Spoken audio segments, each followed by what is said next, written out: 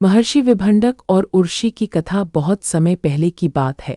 कश्यप ऋषि के पुत्र विभंडक एक महान और तेजस्वी ऋषि थे। वे घोर तपस्या में लीन रहते थे। उनकी तपस्या का तेज इतना प्रचंड था कि स्वर्ग में देवराज इंद्र का सिंहासन भी डोलने लगा। इंद्र को यह भय सताने लगा कि कहीं महर्षि विभंडक अपनी तपस्या के बल से उनका इंद्र पद न छीन ले। अपने सिंहासन को बचाने के लिए इंद्र ने महर्षि विभंडक की तपस्या भंग करने का निश्चय किया। इसके लिए उन्होंने स्वर्ग की सबसे सुंदर और मनमोहक अप्सरा उर्वशी को पृथ्वी पर भेजा। इंद्र का आदेश पाकर उर्वशी पृथ्वी पर उस स्थान पर पहुंची जहां महर्षि विभंडक अपनी आंखें बंद किए घोर तप में लीन थे। उर्वशी ने अपने दिव्य सौंदर्य और मनमोहक नृत्य से ऋषि का ध्यान भंग करने का प्रयास किया।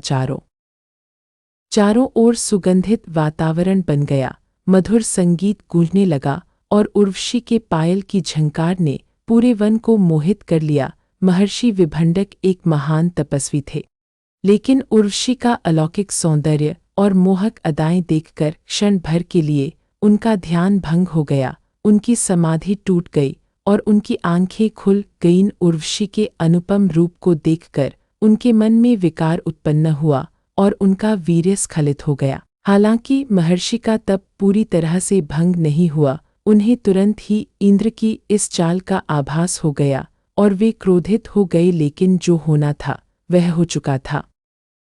महर्षि विभंडक का वीर्य पास ही बहती एक नदी में जा गिरा। उसी समय एक हिरनी मादा हिरण जो प्यास से व्याकुल थी उस नदी में पानी पीने आई। उस जल को पीने के साथ ही ऋषि का वीर्य भी उसके गर्भ में चला गया। ईश्वर की लीला से उसी हिरनी के गर्भ से एक तेजस्वी बालक का जन्म हुआ। चूंकि उस बालक का जन्म एक हिरनी से हुआ था और उनके सिर पर एक सींग श्रृंग था, इसलिए उनका नाम ऋष्य श्रृंग पड़ा। ऋष्य का अर्थ हिरण और श्रृंग का अर्थ सींग होता है। इस घटना के बाद महर्षि विभंडक के मन में स्त्रियों के प्रति गहरी घृणा और अविश्वास भर गया। उन्होंने निश्चय किया कि वे अपने पुत्र ऋष्य श्रृंग को स्त्रियों की छाया से भी दूर रखेंगे।